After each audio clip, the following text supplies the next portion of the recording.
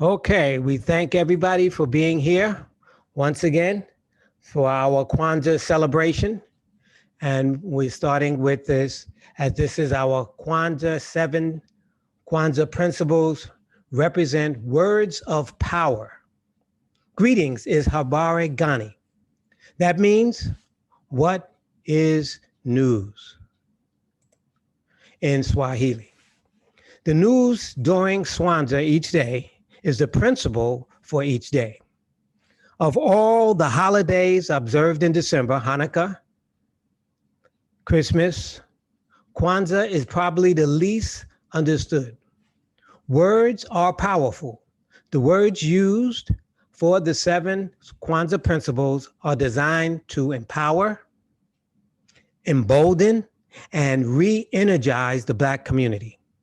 It can help guide the Black community, give us a reason and a purpose for what we do what is needed to free our people mentally, physically, and spiritually. The best way that we can do this is together, under the guidance of the Creator, who has given us a purpose to live for on planet Earth. Kwanzaa was created in 1966. It is 54 years old by Karenga, Professor Karenga, as a way to unite the community following the Wat Rebellion in 1965 in California, which lasted 6 days. He was a professor out of California State University. Kwanzaa means first fruits. Who are our first fruits? Our children. The information we feed our children helps them grow. So with these 7 principles, we can help our people grow into the purpose for living as a community.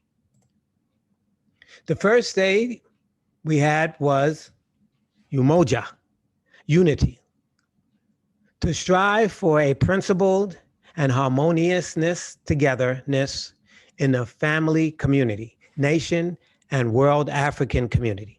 It is fundamental of all the other principles.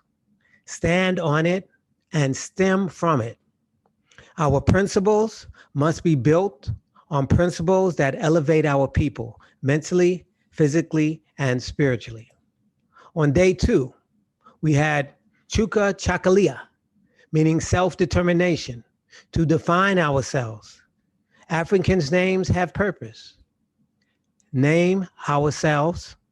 Do you have an African name? Create for ourselves and speak for ourselves. This requires knowing who we are. Who are we?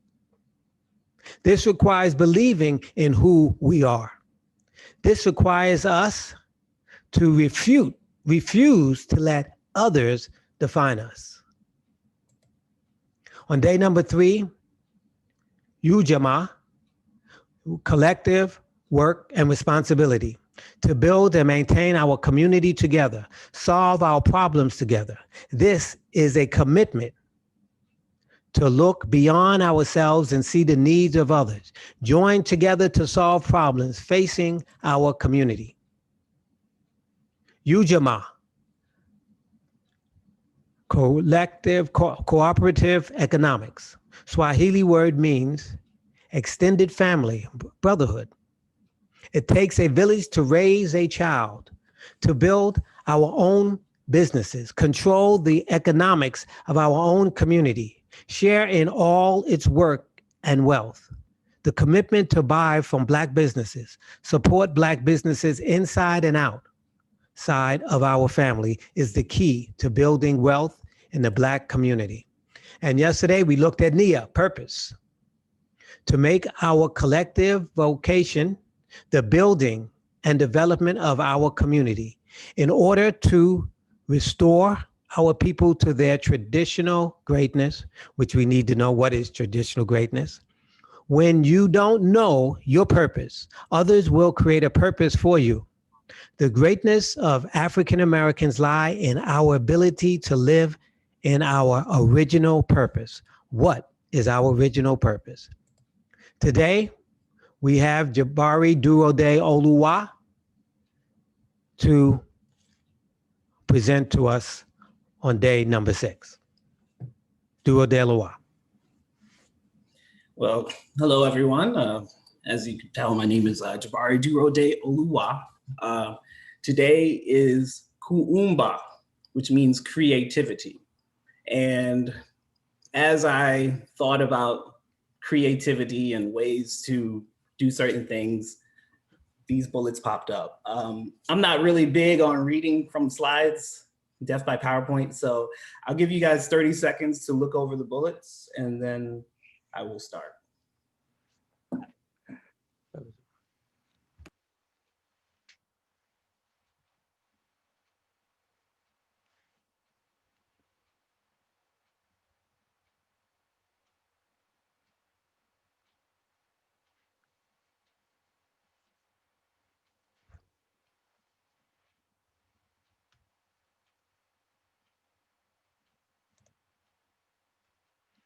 Okay. All right, that was about 30 seconds. So creativity.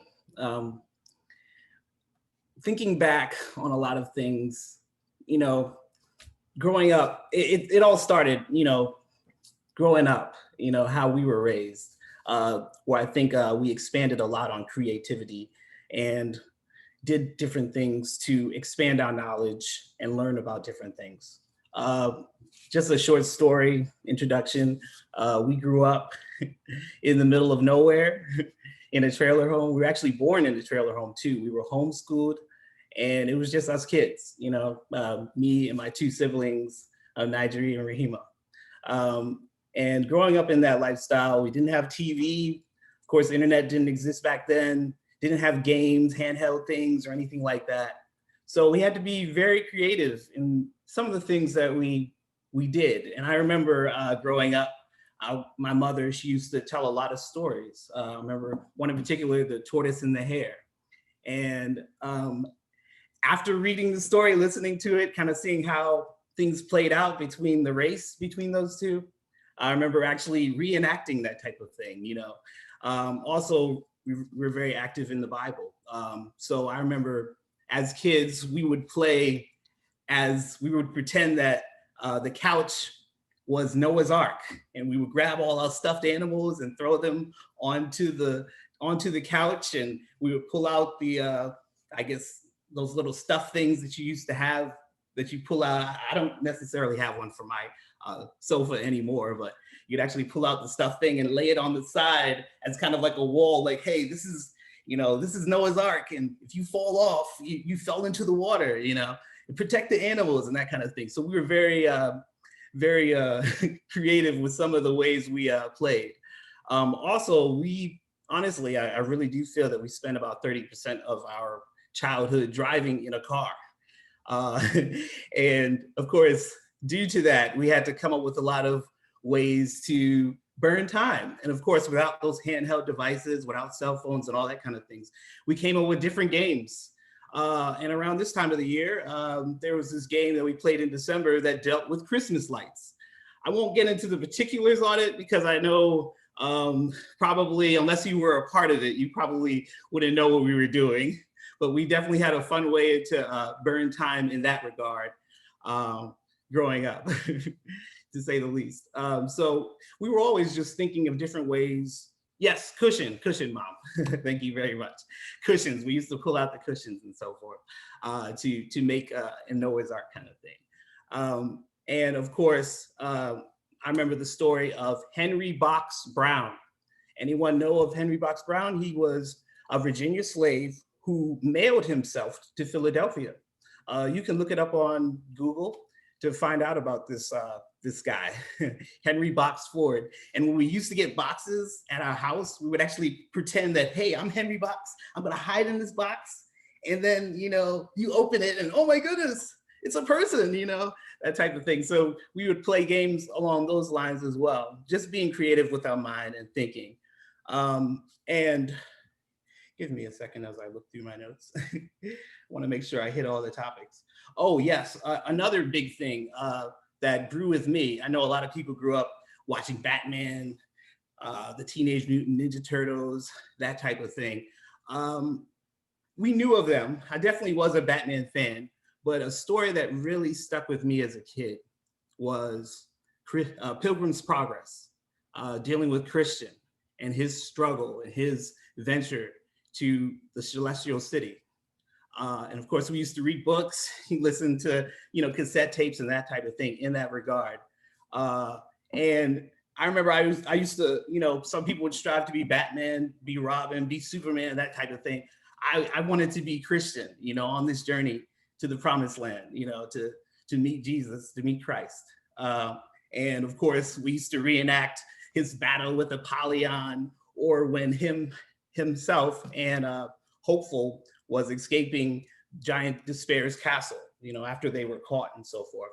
So if you think about that in that regard, just if you think about John Bunyan and the time he lived in, to have a mindset, that creativity, to come up with a story that could be related to things in the Christian walk, it really is amazing, when you think about those type of times. Also, dealing with creativity, as kids, we used to want to be, listen to music. Of course, we listened to a lot of old music. So Gil Scott Heron, the revolution will not be televised. Used to sit and pretend that we have a mic and walk around and pretend that we were actually him. And one of our favorite singers, artists back in the day was Stevie Wonder. So of course, Stevie Wonder is blind. So we would wear sunglasses, pretending to be Stevie Wonder, singing around and being very creative.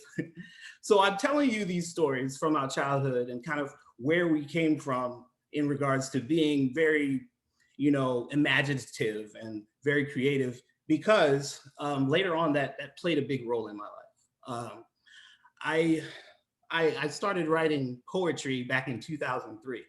And the way that it happened, it was very unique because I was at this program called at Kentucky State University called REAP.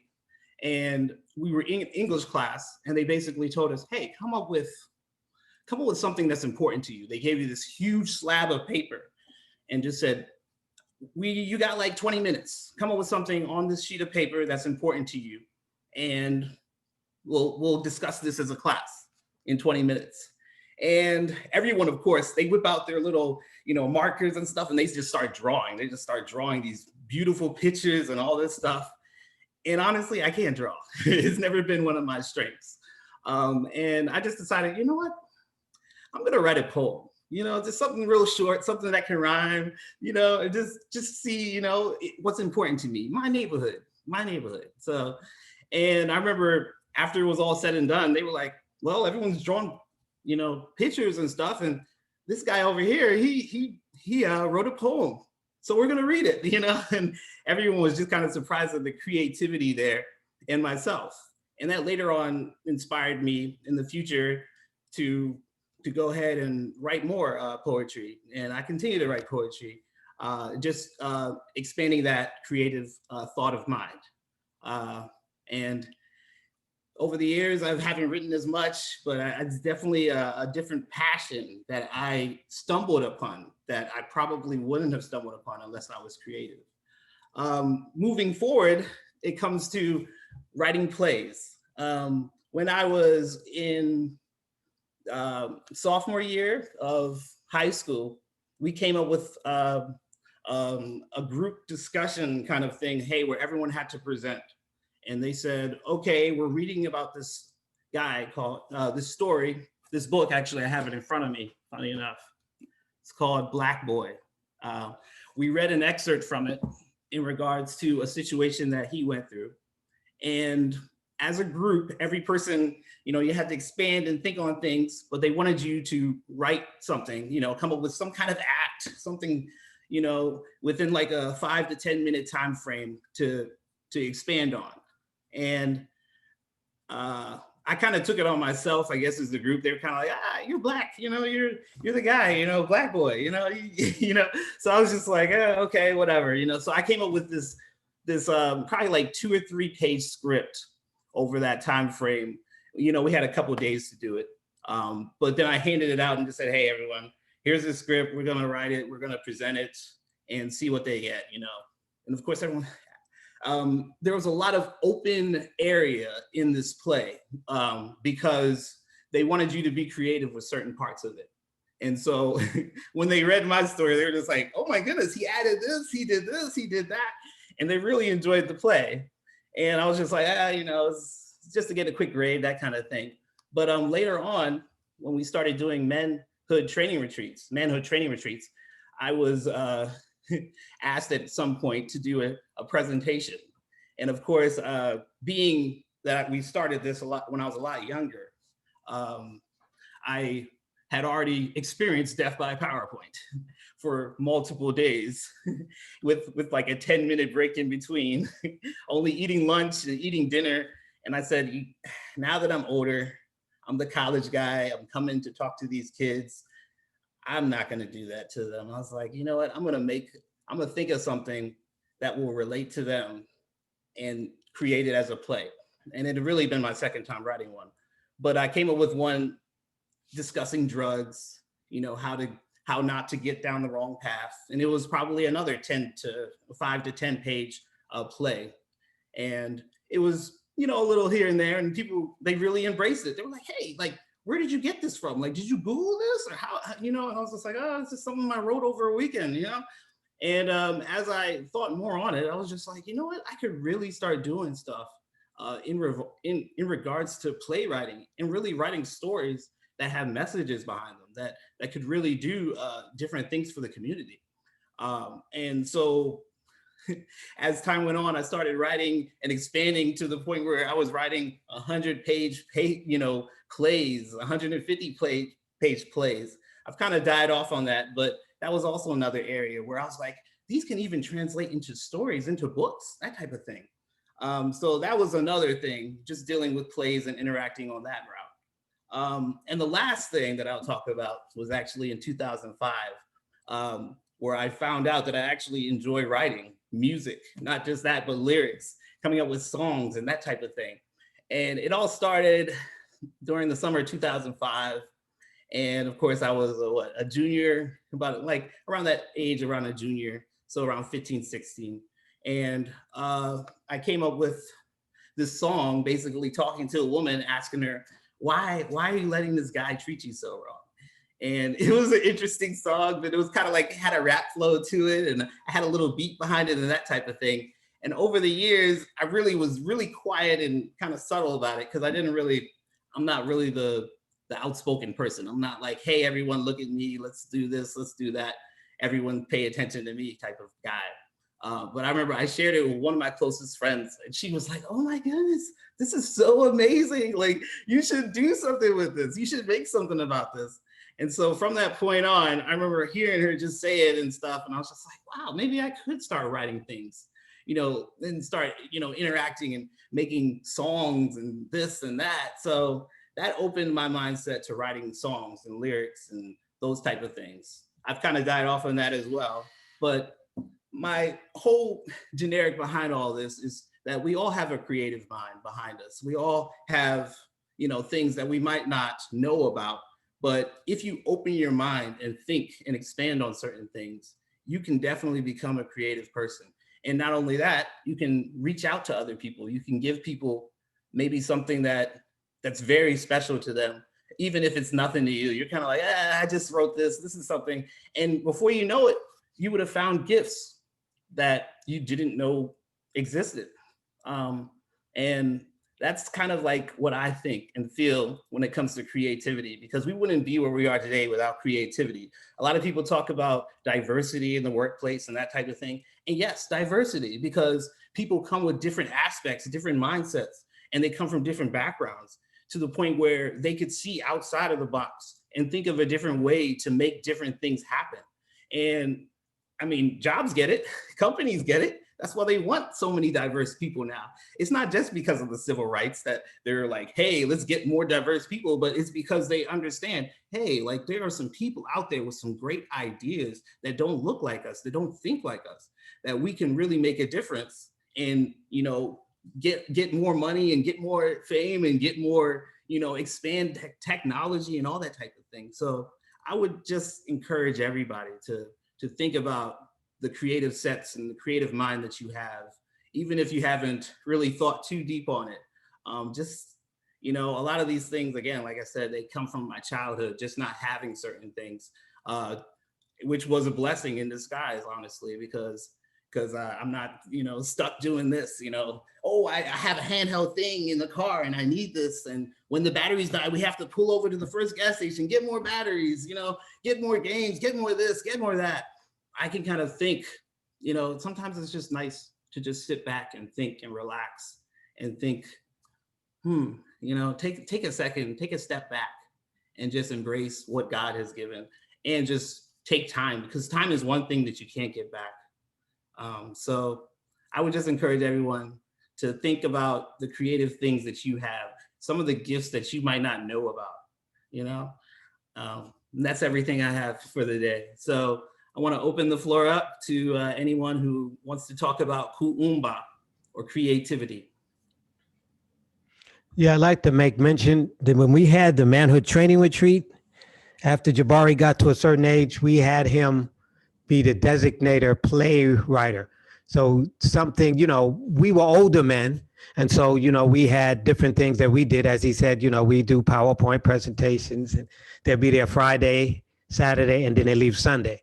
So as he said, oh man, we worn out with these PowerPoints you old guys are doing for us, trying to help us understand what's going on. And so when he had got to a certain point, we told him, okay, you guys are in college. It's time for you guys to take over.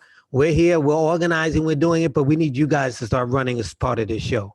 So we would tell him, hey, you got these young people, teenagers, some, you know, younger and some older, and we want you to organize them, and you guys are going to come up with a play. And so that's what Jabari would do. He would sit down and he would go through a play with them, and they would coordinate it, and they would put on a play for us, for everybody, and to see what is, you know, what was important. And so that's what he was talking about. And we'd like to thank you for that, Jabari. No problem.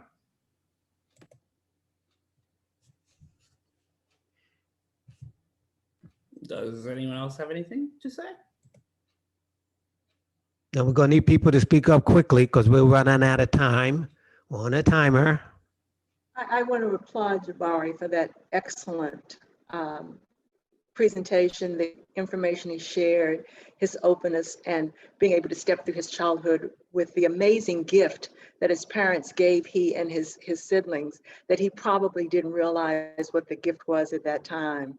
But I'm just so proud of you, and I am grateful to hear you share that, and can only imagine what things you'll do going forward. Just a quick few thoughts myself about creativity. I recognize the creativity in us as a people thousands of years ago, before, in quote, civilization. And we are all gifted with gifts and talents at our birth. It may not always be in the arts or sports or music, but as I look at, in particular, the impoverished environments that so many of us came through, to be able to focus our minds and take ourselves above the physical situations that we were in and imagine the impossible. I think of the grandparents and great-grandparents who took nothing, who took the scraps from the pigs and the cows and made amazing meals with it, who dug the hard ground and grew vegetables and fed our families and nourished. And we're always willing to put one more potato in the pot because we can always feed one more person, who gave out of their lack and gave more than people who were more financially able. Just the love and the caring and the willing to embrace others. So, and then the other point quickly, the reality that when we are saved, we get a special, unique gifting, and that those are to be shared along with the physical gifts that we were given at birth. And when we start to step into that, there are no limits to what we can do. And again, I know I said it the last 2 days, but I am just so excited to be a part of this discussion. And again, I thank you, family.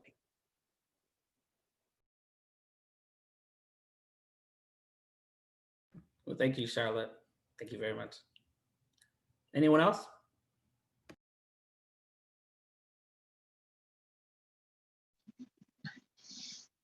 This is Victor, and I'm in my car, so if you hope I don't get knocked off. Thank you, Jabari, for your creativity. That's really wonderful. I didn't know you were that creative. I heard about your poetry, but you go farther than that. And that's a blessing. I just think I said when this young man has children, boy, are they in for a treat. You can look like that if you want to, but that's a blessing. They have a dad that can really whip some stuff up. People are suffering now during this pandemic. They can't do this, they can't do that because they're not thinking. Start thinking about what you can do. Well, before you were trapped out there in la la land of TV, this, that, the radio, turn that stuff off and try and be creative. And that's really, really important. And that's something that we as a people don't do. A lot of times you weren't taught it. So if you don't teach it, then what do you know? And if you were taught it, a lot of times people want to go with the community. What are the guys doing in the community? And the next thing you know, you get sucked into that and you forget about the good information you were taught as a child. That's how things work out. It's a blessing. I'm glad that everyone is on the line. Wow, what a family. I am so glad that all these family members logged in and to speak today. So I'm going to turn it over to someone else, and everyone have a blessed day, the last day of the year. Thank you.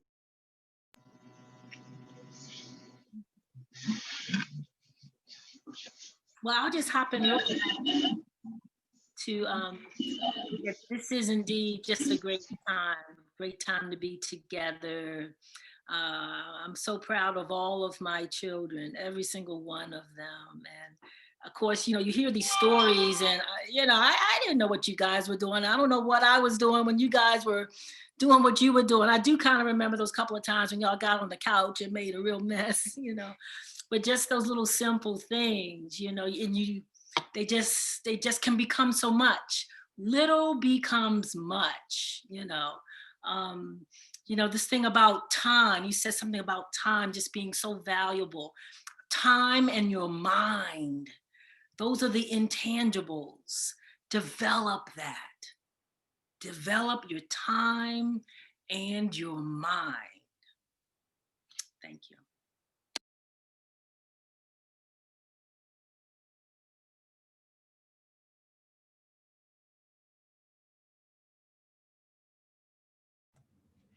I don't know if anybody needs me to put back up to the screen the points that were brought out, if that helps you with your thoughts process.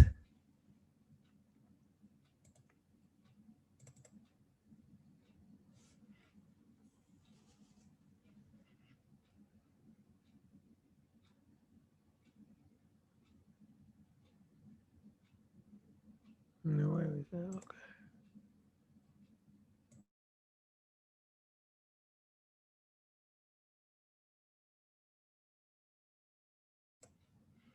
Okay, I think I'm unmuted. Okay, I'd like to say that when we talk about creativity, our children and our community has a lot to give. Lot to give. I remember Mom mentioned that no matter how they oppress us, we come out like flowers that are just breaking out of the ground. You plant that seed, you bury it. They said, we got them. We got them right where we want them. They are dead. Yeah, we die just as a seed dies, and then the seed gets nourished by the ground, nourished by the sun, nourished by the plants, the water, and then it starts sprouting through that ground. And then it starts sprouting through, and then it becomes a tree, becomes a flower, becomes something that's amazing. And my mom made mention that no matter how they oppressed us, no matter how they kept us out of tennis, we still had Asher. We still have the Venus and her sister. We still have, when they held us from basketball and we had our own league, they still couldn't match it. So all the major players are Black. When we did football, we had O.J. Simpson, we had Jim Brown, we had all of them breaking records. We had everything.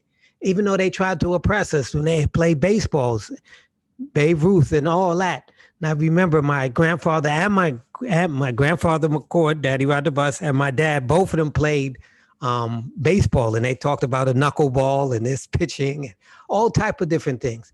And they were just saying that even though they had their black league, the black leagues were superior to the white leagues that had everything. And I remember they showed in one movie that they showed how they said that the blacks had this and they had their champion and the whites had their champion. They said, okay, we're going to come together and we're going to see who plays the best basketball. And they said they won't show it on TV. They won't have any spectators because if the white people lose, you know, they can't have that. So they went and they played it. And of course we crushed them. We crushed them. And then after that, they decided, hey, this is what we need to do. You can have your black league. We got to break that up. And we got to take all the black schools and the black university, anything black. And now you got to come to the whites to make our universities better. And I thought that was so interesting that they realize of who we are, what we can accomplish, and how we can change whatever the game is. Whatever obstacle you put in front of us, we're going to change it. We're going to be superior than you could think or imagine. And that is what the Creator has given to us. He has given us this gift. And so now we need to share that gift with everyone. And mom's children are very talented. And mom won't tell you, but she was born with a veil over her face. And a veil means that you have spiritual gifts to give to the world. You are special. And she said her mother told her that, but she laughed it off and this, that, and the other. And I told her, no, mom, nope. You were giving these spiritual gifts, and now these are going to be passed on to your descendants and to your people. But you got to move forth in your area of expertise and go forth because you were gifted. That most people don't have that gift at birth. And so as we move into these times and so forth, we're starting to see these gifts come to pass. We're getting her as she's growing and grace and the knowledge of Yeshua. She's able to change things. She's able to see things that others can't see, that others who've been in the church 40, 50 years can't see. She hasn't been in church 40, 50 years.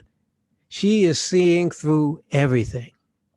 And I'd like to thank Yahweh for being able to give us this mother with the talents that he had blessed her with.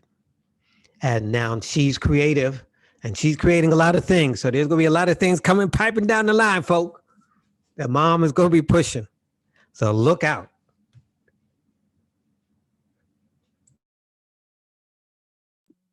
That's beautiful. Beautiful tribute.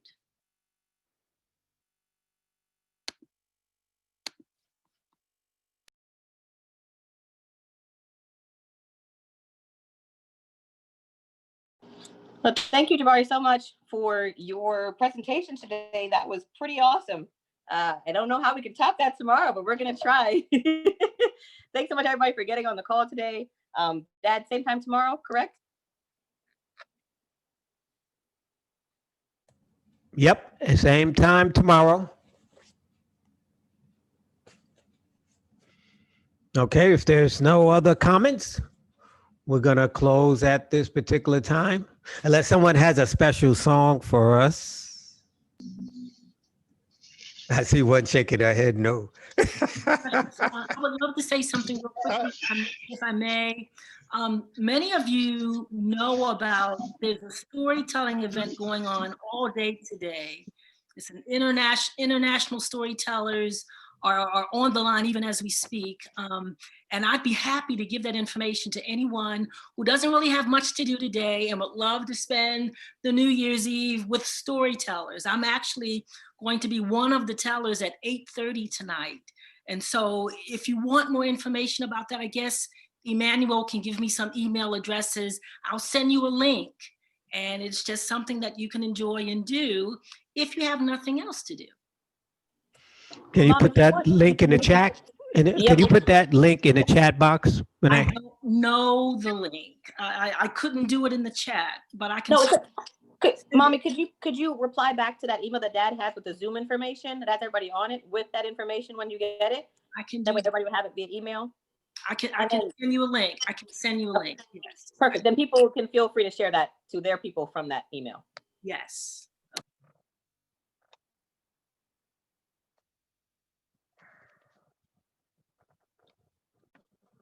All right. We'd like to thank everybody again for this. Before we close out, just say that all the family members that are on, maybe we can invite some of the other family members to come on also, the ones that haven't been on. And it's up to them if they want to come on, but I just would like to invite them. And if you think of someone you can invite them, because this is something that's educational for all of us. Thank you. Oh, and yes, sis, I would like that information. You could send it you could send it to me. I think you have my number. Yes, and I think I did send it to you, Victor. Everybody that I have information for, I did, but I will resend, I'll reply to the email that we're all on, okay? And if you want to be in touch with me for any reason, feel free to be in touch with me even. Okay, thank you, sis. 8 o'clock tonight, you'll be speaking, right? No, 8:30. I'm on at 8:30. 8:30, okay, thank you. It's going on now, just all day it's happening. And I was on earlier. It's been a lot of fun. Yes. Love you guys. If no one told you they love you today, I do. Thank you. We love you all too. So listen, the reason I'm here with Ayana, but we're busy in the house. So that's why I'm not on the screen. But I certainly needed to say that we appreciated Jabari's presentation. Jabari, that was just precious. I tell you, your children do understand eventually. And so with it being the last day of the year as well, we do just want to acknowledge that, pray that everybody is safe. Everybody is safe, all right, into the 2021. Amen. Amen, girl. Okay, if you haven't introduced yourself, if you're new on the call that haven't been on before, please identify yourself so we can know who the new people are and who your relationship with. Thank you.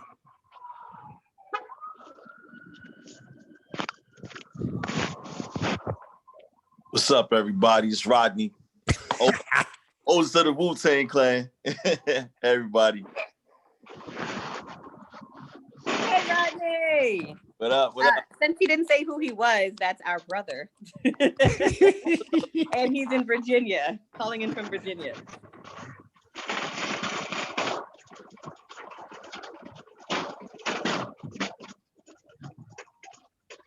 Hello, everybody.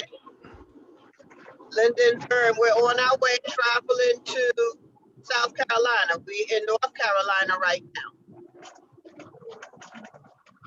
I don't know if you guys heard me. We heard you. Safe Hi, travel. Linda. Good to see you.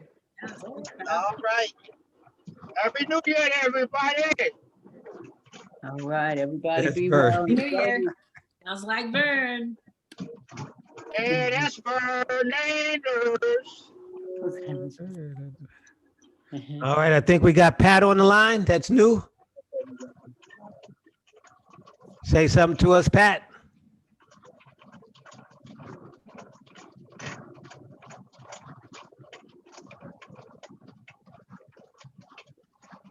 He's probably doing Okay. hair. She's No probably- problem. No problem. No probably problem. doing hair. Okay, so like we said, we'll be on tomorrow. Same time, same channel. I'll send out a new request and we'll be on at 2 o'clock. Invite as many friends as you can. This is the last day. This is the day of faith. And it is going to be a wonderful opportunity. So please take part. Amen.